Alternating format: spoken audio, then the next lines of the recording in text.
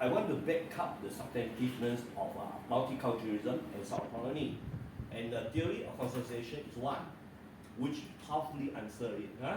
So now guys, if you don't have any theory, you are weakened because people have done it for you. Not just me, years and years. That's why we have higher level thinking. These people use it. That's why they have to go overseas.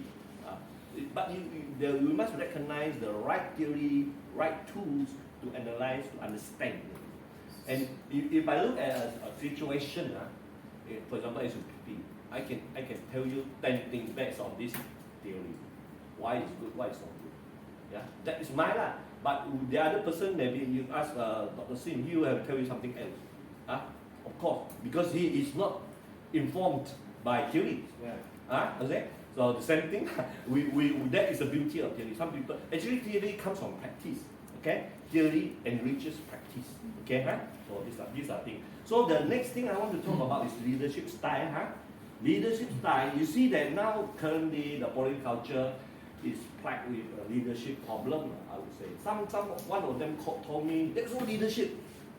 I think Lucas know who I'm talking. This crazy scenario is that it should be no leadership. I mean he's talking about coaching. Okay, coaching not elsewhere. brand. Not coaching brand. Yeah, don't simply quote me. Coaching brand. Okay. Coaching and coaching brand is a big thing. Okay. Yang Tajie is good.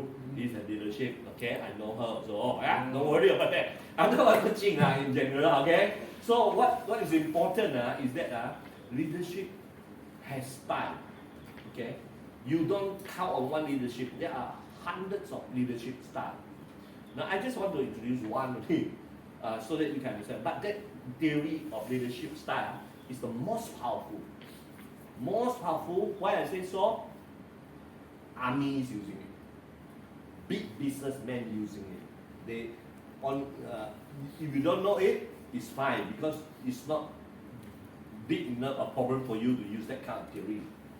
So transformational leadership style is what I'm talking about. Yeah, transformation. So you are transforming the society.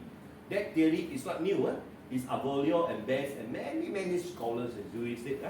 Okay, it's written in the 80s. It's used by army. It's used by big corporate bodies, big country, big social research. And I think SUPP deserve to know this and practice it. Because SUPP easily coaching an 8,000 coaching branch last time is 8,000 members, million 9,000, but spending also about 8,000 and go down.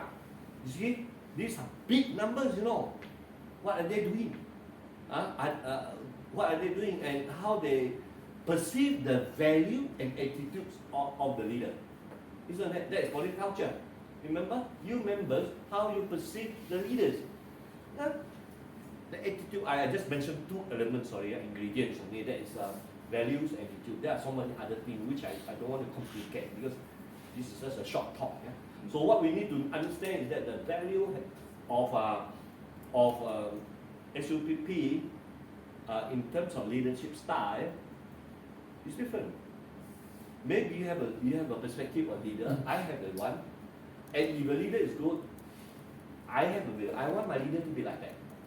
I don't want my leader to be like that. Vice versa. So the same thing for attitude. What is the attitude of the people towards the leader? Because of the value we hold and other people hold, then our attitude or perception will be changed. And then our action will be changed. Why should I help you? You are a lousy teacher. I'm like what just now somebody says greedy. Leaders are greedy. If that is the perception, you will not give wholeheartedly to any leader. Sorry to say that. But if you're a good leader, you'll give all your heart, right? In those days, I think Mr. Voon will understand. The leaders don't talk about money. They talk about helping. Independence, democracy, multicultural, uplift all the natives' livelihood. This is what they know. Ong Ki Hui did that. Okay? So things have changed, leadership has changed. Okay, now we look at it. This is the colonial days. Feudal state. The leadership style is different. I'm the boss. I know. Remember Mr. Lee, my father-in-law. His grandfather is Bảo richest man. It's just like Ong Tiang Sui in Kuching, Sengli. No, he owns everything because of the opium, because of the prostitution, because another one, what is that? Gambling. They got a license. Today you got timber concession now, oil concession, quarry concession. Downstairs it's like that. Ong Tiang Sui, I'm sorry to say, the father, Ong Yu Hai, same thing. They have all the choma, all these kind of things. They're rich. These are old days. This is the leadership style. I'm the boss. My background is the the governor, you know. Yeah. I remember I was in Ben Bazaar there, my the governor used to go to his place and sit there. Oh. My goodness. I know the history of Ben Bazaar a lot more. I hope I someday I can share with you guys. So many interesting things there because it's between the power of the governors, even the governor Sahuddin also went down to talk to them, the kampong people, the Bazaar people, you know. Okay, so this one, but in the 70s, 80s, you can see that there is this already a change, political change in Sarawak. The leadership style changed already because the party, and then because we are elected already in democratization, and because we are political, we have a political government. We have party politics, we have political government. Today we have political government. If you are not elected, sorry lah. If you are not elected, sorry lah. That's why you have just gone down and do something else. That's science advisor. Wong Sun Kai also the same thing. Stephen Yong the same thing. I'm giving you 3 examples who failed their constituency lah. Okay, so it's a political government. But in what you call 1990s, 1990s, is about this one. There's a book in it by Francis Law. It's a political science, you know him. The Politics of Development and Federalism. That's after 1963. You see the leadership style also changed because leadership now is what we call maybe properly or not properly. Sorry, it's kangtao, patronage. Development we need you know, cronyism, capitalism they call it. Peter Scheer, he wrote it, and then Martel's group, all these people have no say. It's so clear. It's cronyism, capitalism. So this one, you see the middle class people like Vincent, and people, you know, this group of people is a product. They exercise this kind of leadership because those things like that And today, I just simplify. I have some gaps here. Sorry, our Dr. Simon, what sort of leadership style he is practicing? Okay. We all know any political party. Later on, leadership style. I will share with you some of the ingredients. I don't think I can cover everything too long. But has he subscribed to it? To transformational leadership style. There are so many. I'm just quoting the best that I can knock off for this talk. Alright? So transformational, is he subscribing to that? Or is he ignorant of that? Or he's not too much of that, he modified it? We never know. Okay? He came in halfway, right? He was never a career politician or from grassroots. Mr. Bong will testify, right? He came in after his Australian study, but he is a professional cardiologist, we all know. It used to be not like that, Lawyers, they start from young and they struggle with SUPP. But today is different. Abang Joe is from so small, because of his father. He never really go to school. Sorry to say St. Joseph but he did I'm sorry to say. Like Najib his father passed away, he came back early and then become minister maybe, So cut short, but the leadership style, his practice is different.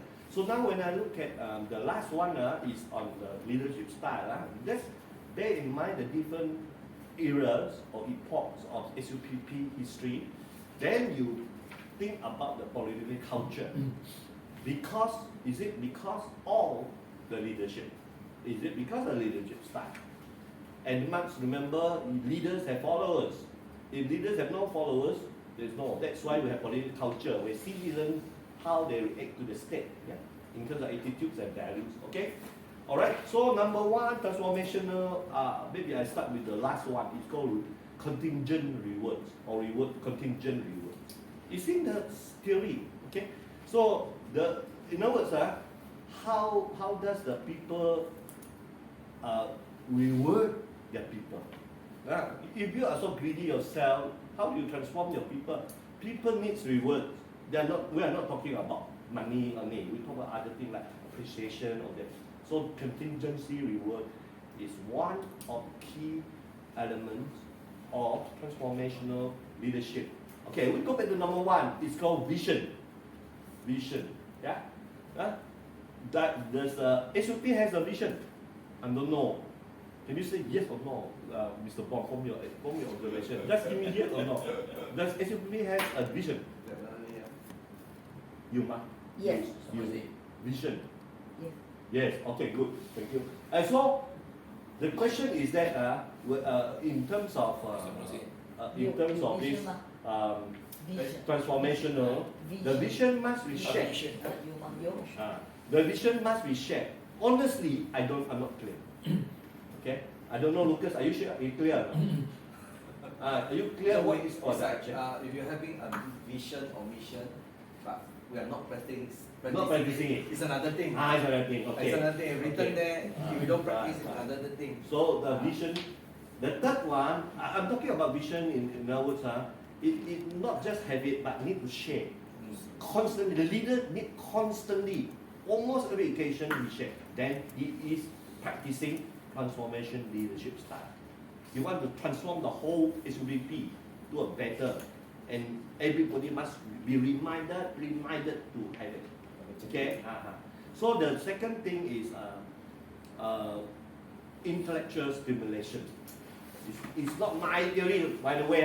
It's based on Bill. Please, I'm not that good. I theorize it. Was okay lah, but not over.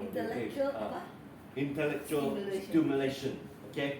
Now, how much SUPP is intellectually stimulated? This is one of the intellectual stimulations. Sorry to say.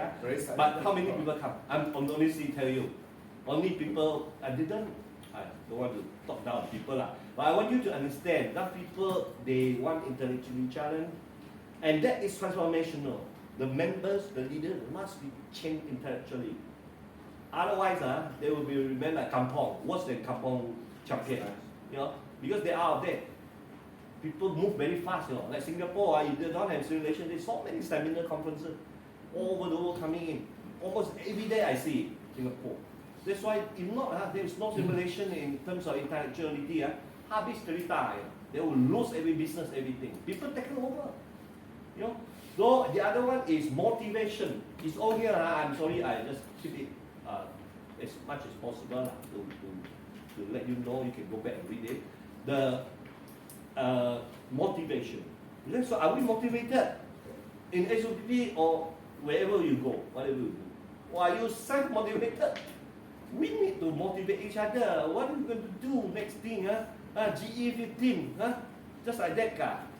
For example, and then the stimulation, the motivation of doing it for SUPP, is it that? Now these are interrelated, but they are individual domains or dimensions for people to study.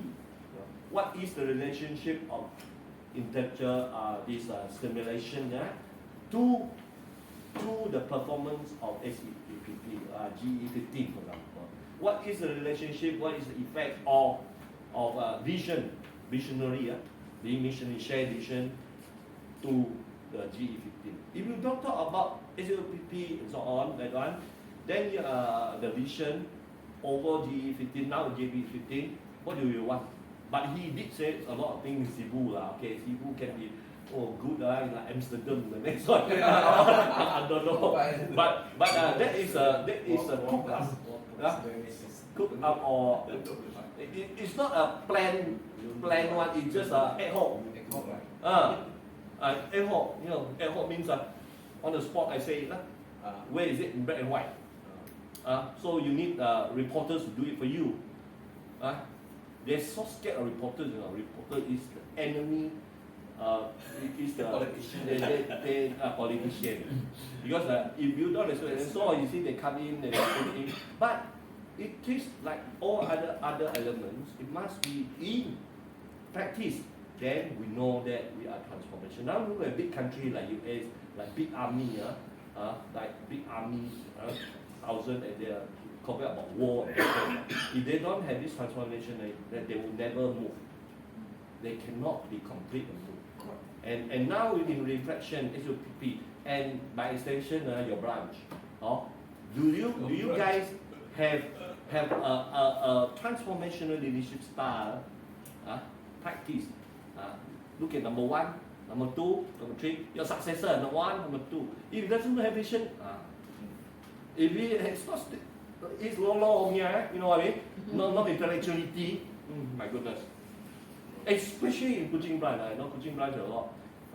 That's why you always lost. I'm sorry to say, because of the you are challenged by these people we can talk from read the radar, break to white, they change it. So you got to change it, challenge back, right? Kuching district must be able to challenge back. Now, in business, what you do? ICT, what you do? Padungan, what you do? The intellectuality and also motivation. Now, if you have a quarrel over candidacy, my goodness, it's already gone case. The vision is not there, everything is not there. It's no more transformational, it's no more transactional, it's no more instructive leadership, nothing. It is I can say, backlash leadership. You are actually, you destroy yourself. SUPP in general, which implies in particular, whether like it or not. So it's going to be self-defeated and self-prophetic, that you're going to weaker and weaker. All right, that kind of thing. So in connection with that, you can see our mayor, current mayor, does he have this transformational leadership style, or is it just a mayor patronage style? Looks like Kuching people still need patronage, need money, need development, or does it need a really powerful transformational like Singapore? I give Singapore, for example. Yeah, I think like Kuching branch, my personal feeling is that Kuching branch is extremely intellectually best, at business best, and multiracial as well. And all these things must be carefully thought of, especially for leaders, and for our side, we sort of articulate it. Yeah. All right, and we stop for a while.